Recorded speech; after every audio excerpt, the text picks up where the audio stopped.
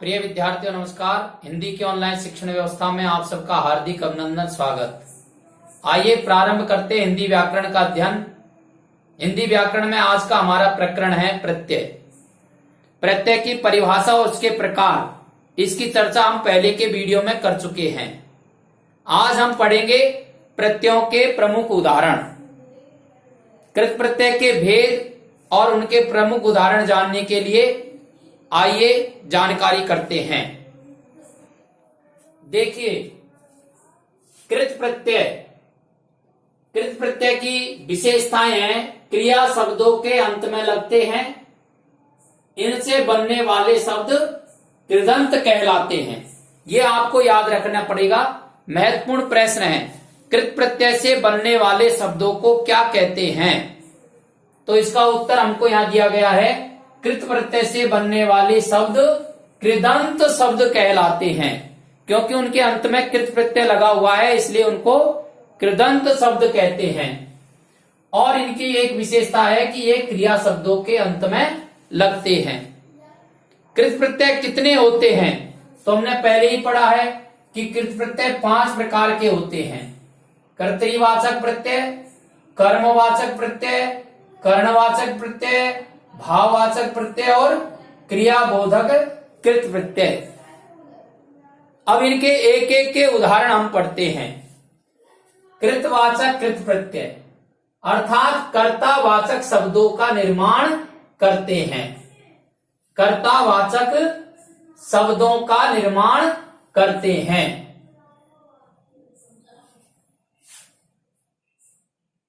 कुछ उदाहरण यहां दिए हैं। अक,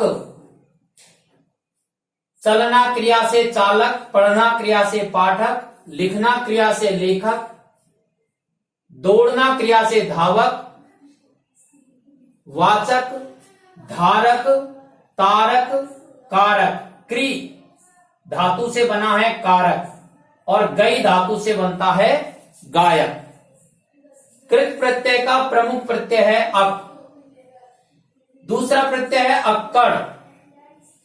भूलना क्रिया में जुड़ता है तो भुलक्कड़, घूमना क्रिया में जुड़ता है तो घुमक्कड़, कूदना क्रिया में जुड़ता है तो कुदक्कड़, पीना क्रिया में जुड़ता है तो पियक्कड़ और बुझना क्रिया में जुड़ता है तो बुझक्कड़। इसका तीसरा प्रत्यय है आकू। पढ़ना क्रिया में जुड़ेगा तो पढ़ाकू, लड़ना क्रिया में जुड़ेगा तो लड़ाकू। एक और इसका प्रत्यय है ता। वक्ता, देना क्रिया से दाता, जानना क्रिया से ज्ञाता, सुनना क्रिया से श्रोता और त्राता। ये इसके प्रमुख उदाहरण है। इस प्रकार से अक, अक्कड़, आकू और ता ये ऐसे प्रत्यय हैं जो क्रियाओं के अंत में जुड़कर के शब्द को कर्तावाचक बनाती हैं। दूसरा भेद है इसका कर्मवाचक कृत प्रत्यय। कर्मवाचक शब्दों का निर्माण करते हैं। इसमें प्रमुख जो प्रत्यय है वो है औना। खेलना क्रिया में जुड़ेगा तो खिलौना, घिन क्रिया में जुड़ेगा घिनौना, बिछाना क्रिया में जुड़ेगा बिछोना। एक प्रत्यय है इसका ना प्रत्यय। दा क्रिया में जुड़ेगा दाना, ला क्रिया में जुड़ेगा लाना और गई क्रिया में जुड़ेगा तो गाना। कृत प्रत्यय का तीसरा प्रकार है कर्णवाचक कृत प्रत्यय। कर्ण शब्द का अर्थ होता है साधन। साधनवाचक शब्दों का निर्माण करते हैं। कैसे करते हैं? इसका एक उदाहरण है नी। नी प्रत्यय है। नी प्रत्यय कैसा प्रत्यय है? कर्णवाचक कृत प्रत्यय है।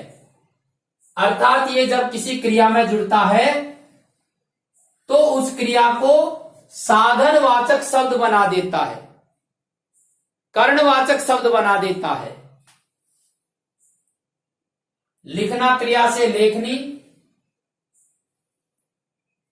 कतरना क्रिया से कतरनी, छलना क्रिया से छलनी। कर्णवाचक कृत प्रत्यय का एक और उदाहरण है आप प्रत्यय।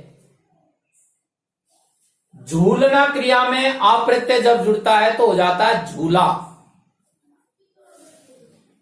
ठेलना या धकेलना क्रिया में जब आप प्रत्यय जुड़ता है तो बन जाता है ठेला। और मिलना क्रिया में जब आप प्रत्यय जुड़ता है तो हो जाता है मेला। इस प्रकार से ये कर्णवाचक दो प्रत्यय यहां दिए, नी और आ। कृत प्रत्यय का चौथा उदाहरण है भाववाचक कृत प्रत्यय। भाववाचक कृत प्रत्यय की विशेषता क्या है? भाववाचक संज्ञा शब्दों का निर्माण करते हैं,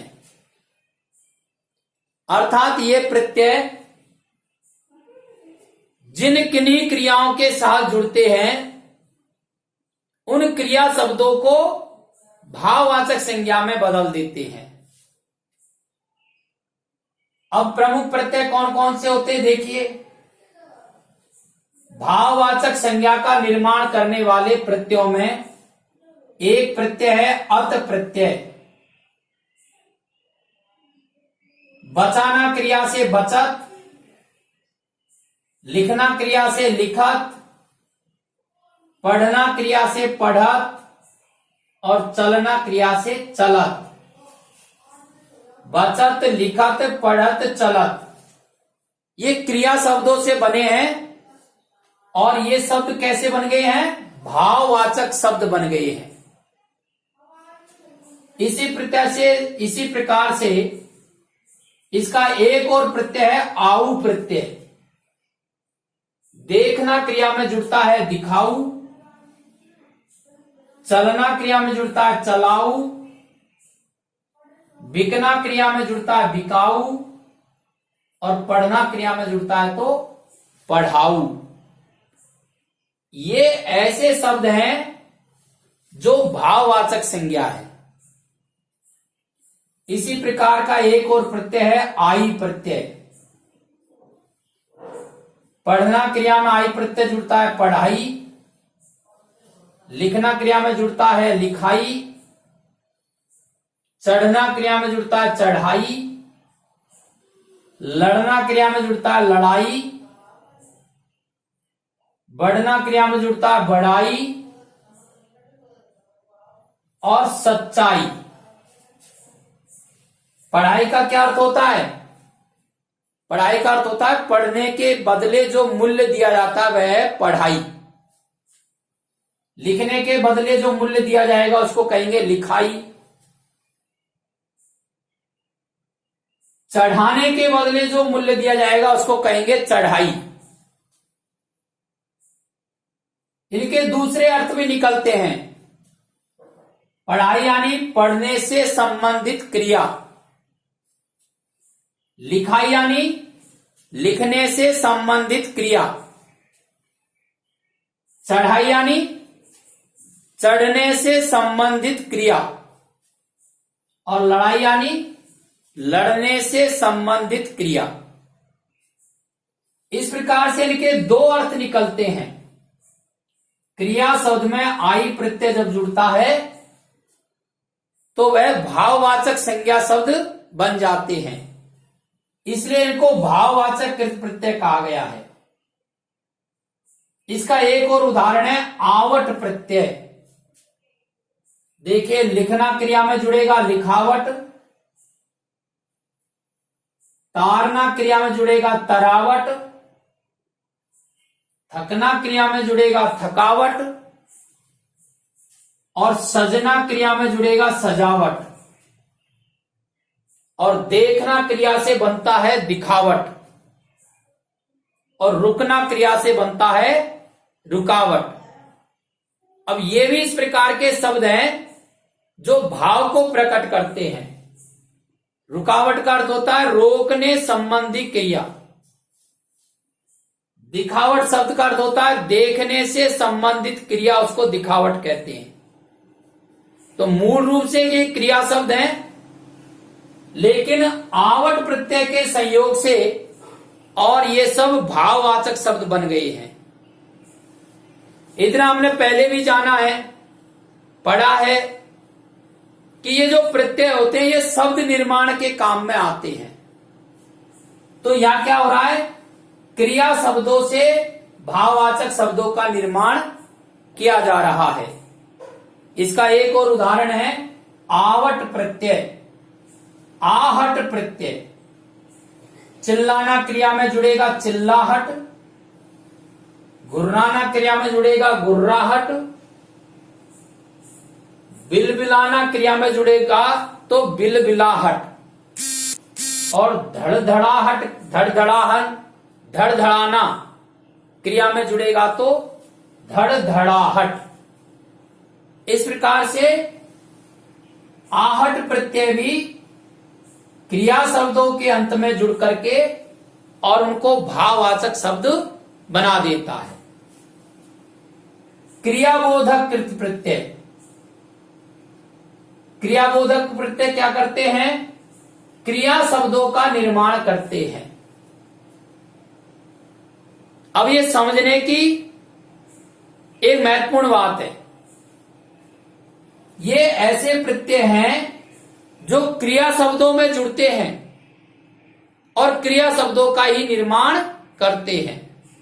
अर्थात क्रियाओं के भेद हमने पढ़े हैं, तो एक प्रकार के क्रिया शब्द में जुड़कर उसे दूसरे प्रकार के क्रिया शब्द में बदल देते हैं।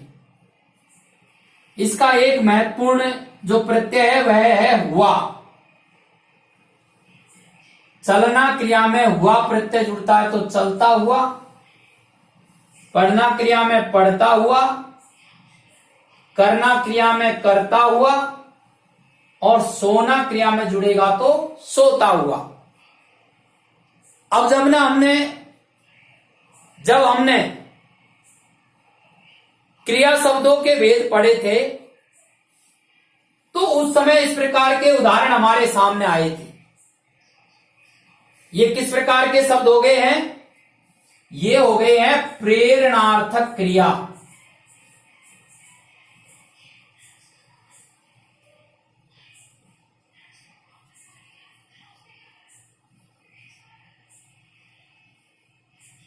तो क्रियाबोधक कृत प्रत्यय कैसे होते हैं, क्रियाबोधक कृत प्रत्यय ऐसे प्रत्यय होते हैं जो क्रिया शब्दों के अंत में जुड़ करके और उनको क्रियाबोधक शब्द ही बनाते हैं। अर्थात एक प्रकार की क्रिया से दूसरे प्रकार की क्रिया में बदल देते हैं।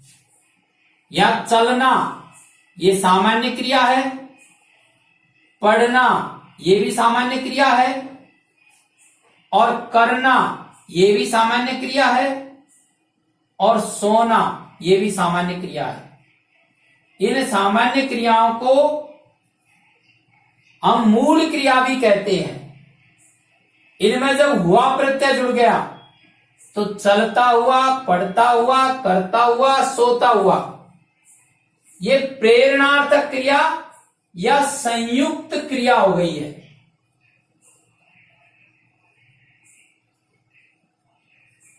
संयुक्त क्रिया,